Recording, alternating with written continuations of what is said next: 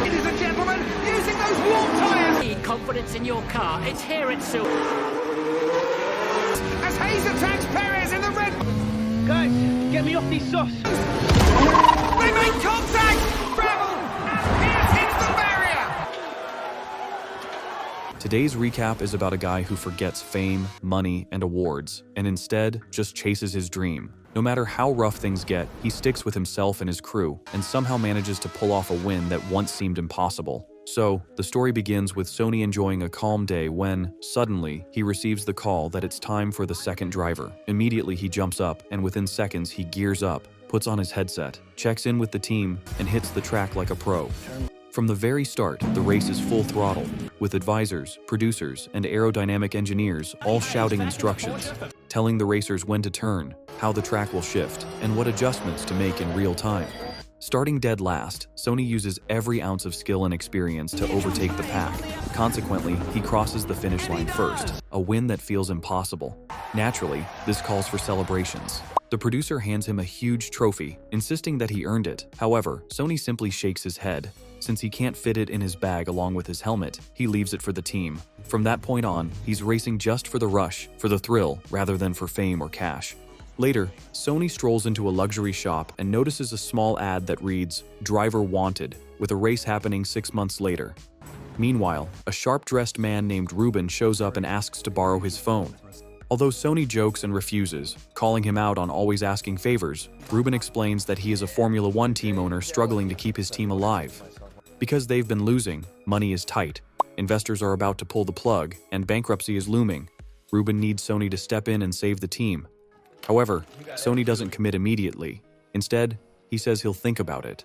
The next day, Ruben's current driver, Joshua, pushes his car hard, checking brakes, tires, track conditions, and airflow. Yet, despite his efforts, he still falls short of his personal best. Moreover, the engineers can't figure it out either. At that moment, Sonny steps back into the story. Naturally, Ruben is hyped, but Joshua isn't happy. He wanted the lead spot, and now a new challenger has arrived. As the story progresses, we get a full look at the team. Engineers, advisors, mechanics, and producers, all working in sync. Then, Sonny puts on his helmet and hits the track. Instantly, his experience shows. He handles the high-speed racing as if it were second nature, leaving everyone impressed. Joshua, standing nearby, can only watch. When a tricky turn arrives, everyone expects him to slow down. But instead, Sonny pushes the gas. Although he loses balance and crashes slightly, he immediately points out to Ruben that the cars have poor air balance and need fixing before the next race. At the same time, Kate, the aerodynamic engineer, nods in agreement. Meanwhile, Joshua goes home with his manager and talks to his mom. During the conversation, he mentions the older racer who showed up earlier that day. She asks if he's handsome, and Joshua admits that he is, but arrogant. Nevertheless, she advises him not to let someone else's attitude distract him, insisting that he focus on his own game. The next day, a press conference introduced Sonny as the new racer for Epicex, carrying on their racing legacy. Naturally, reporters immediately started gossiping. 3 marriages, a past gambling problem, and nothing particularly remarkable in his career so far. Then, inevitably, came the question about saving the sinking Apex Corporation. Without hesitation, Sonny shut it down with a sharp response. If he lost, he would give $10. If he won, he would keep everything. Soon after, the next race was announced. 3 rounds over 52 laps. In the first round, qualifying in the top 10 was crucial. Each racer got a warm-up lap to test brakes, tires, and track conditions. As a result, Sonny used this time to warm up his tires perfectly, giving him an early edge. Consequently, he started moving up fast. Meanwhile, Joshua refused to let him pass, and in the heat of the battle, their cars collided, damaging both. Later, during a team meeting, the track advisor reminded everyone that Formula One was a team sport, not a solo show. In response, Sonny explained that he was working for the team, while Joshua's ego almost cost them the race. Consequently, tension between them promised even bigger trouble down the line. Afterward, Sonny took a cool-down bath. During this time, a tire worker admitted that she had accidentally left a screw on the track, costing them a couple of seconds. Sonny reassured her that mistakes happened, and the important thing was learning from them. Meanwhile, Ruben stormed in, frustrated over destroyed cars and tight funds. However, Sonny stayed calm, joking about Kate's number, and though Ruben grumbled, he let it slide. Later, Sonny spoke to Kate, asking her to tweak the wind paddles. He explained that at 250 to 300 kilometers per hour, the car could lift off the track. Kate immediately understood the issue and agreed to make the necessary adjustments. Meanwhile, Joshua, furious, watched old footage of Sonny from 30 years ago.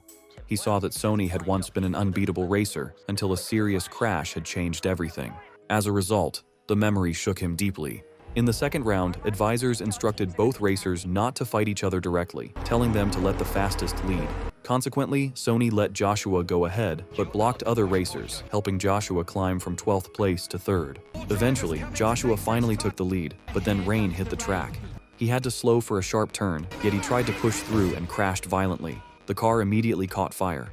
Despite the opportunity to take the win, Sonny jumped in to save Joshua, pulling him out just in time. Although they lost the race, Joshua survived. Understandably, the team was shaken. Money was tight, cars were wrecked, and Apex looked dangerously close to bankruptcy. At the hospital, Joshua's mom blamed Sonny, saying he hadn't given proper advice and that Joshua had only been trying to beat Sonny. Nevertheless, Sonny apologized sincerely, giving what he could and asking for forgiveness. Soon after, a reporter appeared, and Sonny quietly handed over $10,000 before walking away. Days later, despite the losses and setbacks, Apex refused to give up. Consequently, Sonny raced again, giving it his all. This time, he led the team to victory. As a result, Apex earned some money and a few cars, enough to keep competing in future races.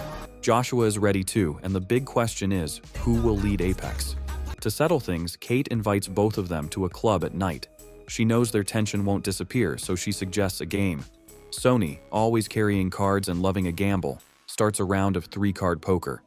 Joshua, full of pride, goes all in blind and wins with 2 trumps.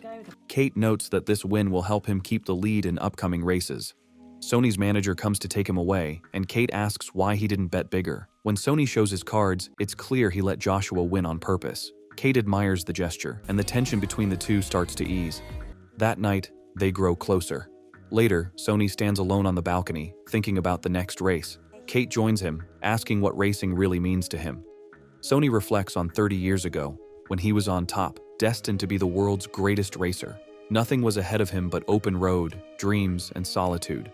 Then the crash came, shattering his spine, plating his limbs, and destroying his dreams. Kate asks about the female aeronautical engineer on the team.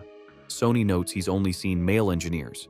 She explains that her husband never supported her work, always buried in his own, so she kept designing to prove herself. Her husband disliked her designs, so she decided to follow her own path. Sonny respects her independence. The next morning, news hits. Someone leaked info about the car modifications, and the authorities confiscate their vehicles. The team, already behind, loses their edge. Furious, Sonny takes the night race into his own hands, pushing the car to full speed, ignoring all warnings. Old visions haunt him, and a massive crash ends their almost win. Sonny lands in the hospital, broken.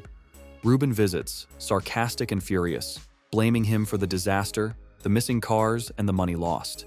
He warns that bankruptcy and legal trouble are looming because of Sonny's past. Ruben leaves and the words weigh heavy, but time moves on. Joshua keeps practicing, determined to be the best. Months later, Sonny meets Peter, Ruben's producer, who admits he orchestrated the car confiscation to push Sonny out. Sonny understands everything. Joshua confesses to his mother that Sonny had told him to slow down, but his ego got the better of him, causing the crash. He asks her to forgive Sonny, and she encourages it.